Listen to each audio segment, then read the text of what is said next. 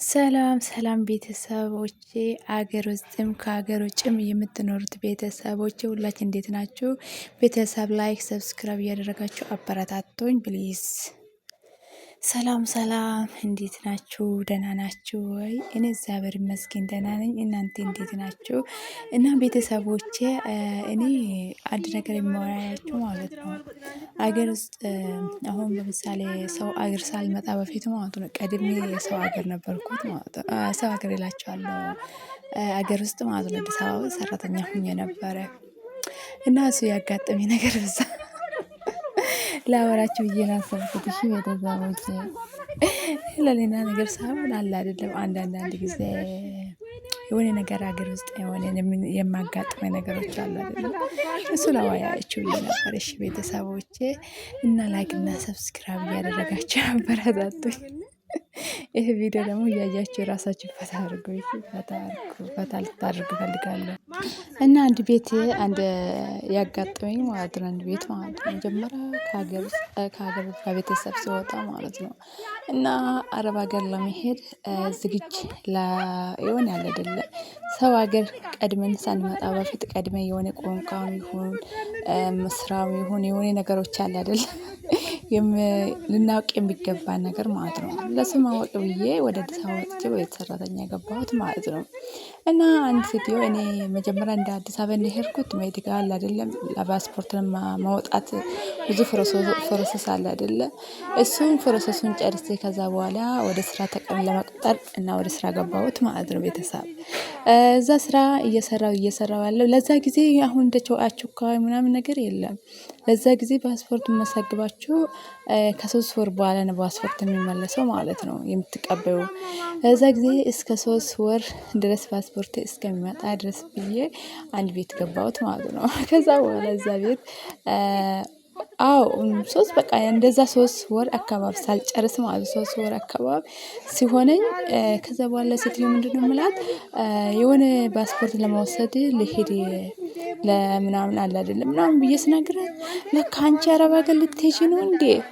አረብ ሀገር ልትሄጂ ነው እንዴ? ምናምን አንቺ በቃ የሆነ ቆጣ አደረጋት እንዴ እንደዛ አይነውማ እኔ አልፈልግሽም አለች። እንደዛ ነው? አዎ እንደዛ ከሆነሽ ችግር የለንም በግድ አይደለም ቤትሽ የሚቀመጠው ምናምን ብያት በቃ ምን ላድርግ ታዲያ።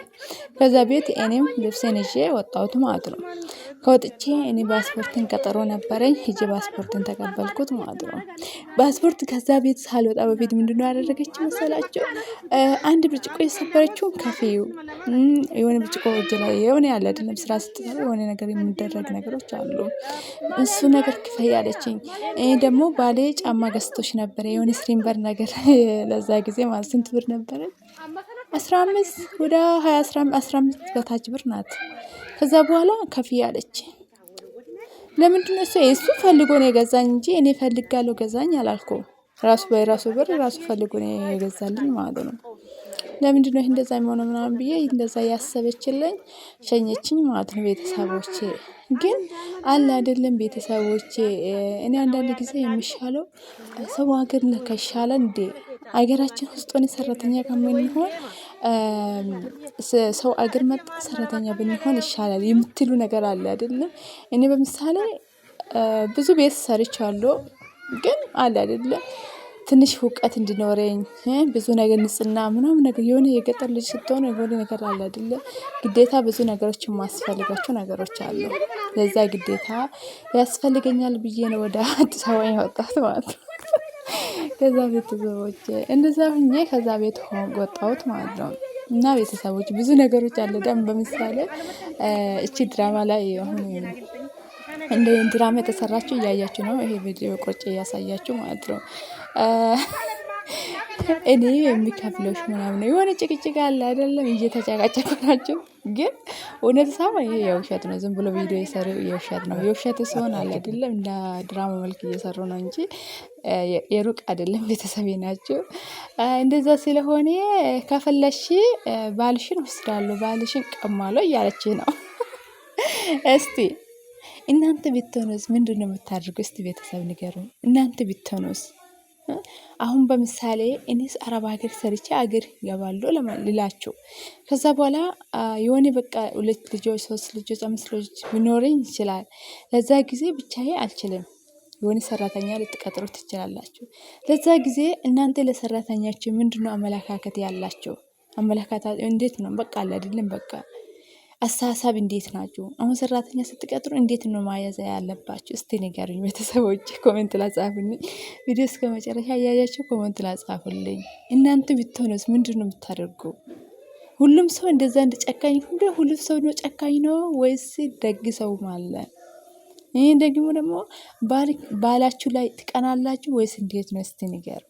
እስቲ በቃ የሆነ ያለ አይደለም ጥሩ ነገር እስቲ ኮሜንት ላይ እኔማ ሰራተኛ ካመጣሁት ባሌ ላይ ይቀናለሁ ልትሉ ትችላላችሁ። ሌላ ደግሞ እኔ ለሰራተኛዬ ጥሩ አሰሪ ይሆናለሁ ልትሉ ትችላላችሁ። እስቲ ፍላጎታችሁ ጻፉልኝ እሺ ቤተሰቦቼ። እኔ በምሳሌ ብዙ ሰው ቤት ሰርቻለሁ። በምሳሌ በቃ ብዙ አመት አረብ ሀገርም ሆኜ ብዙ አመት ሰርቻለሁ። አገር ቤት ሆኜ በቃ 1 አመት ከምናምን የቤት ሰራተኛ ሆኜ ሰርቻለሁ። ለዛ ጊዜ ደግሞ አውጥቼ ሳይሆን አለ አይደለ የሆነ ብዙ ነገር አረብ ሀገር ሳትሄዱ በፊት ቀድማችሁ ብዙ ነገሮች የምታውቁ ነገር አለ አይደለ ለነዛ ብዬ ብዙ ነገር ቆይቻለሁ አዲስ አበባ ውስጥ ማለት ነው። ለዛ ስለሆነ ቤተሰቦቼ እኔ ለሰራተኛዬ እንደዛ አይነት ሆናለሁ፣ እኔ ለሰራተኛዬ ጥሩ ሆናለሁ፣ እኔ ለሰራተኛዬ መጥፎ ሆናለሁ ልትሉ ትችላላችሁ። እስቲ ኮሜንት ላይ ጻፉልኝ እባካችሁ ቤተሰቦቼ። ደግሞ ቤተሰቦቼ እባካችሁ ቤተሰብ አብረን ሆነ እንደግ፣ አብረን ሆነ እንደግ ቤተሰብ እና እስከ መጨረሻ ቪዲዮ ካያያችሁ በቃ አለ አይደለም ይሁና በቃ ሰብስክራይብ አድርጉ ቤተሰቦች እኮ አይከፈልም። ላይክ አድርጉ፣ ጥሩ ኮሜንት ጻፉልኝ ቤተሰቦቼ እባካችሁ ቤተሰቦቼ። እኔ ከአረብ ሰው አገር ገብቼ አገር የለም ምንም በስንት ስራ ሰርቼ መኖር እፈልጋለሁ እመኛለሁ ቤተሰቦቼ። የማይመኝ ሰው የለም ግን ሁላችን እንመኛለን። ግን አለ አይደለም ለቤታችሁ የቤት ሰራተኛችሁ ላይ መጥፎ ማሰብ ሳይሆን ለሰራተኛችሁ ጥሩ ነገር አስቡ እሺ ቤተሰቦቼ። እኔ ለሰራተኛዬ ጥሩ ሆናለሁ ስል አለ አይደለ ቅናት አስፈላጊ አይደለም። ባላችሁ ላይ አትቀኑ እሺ ቤተሰብ።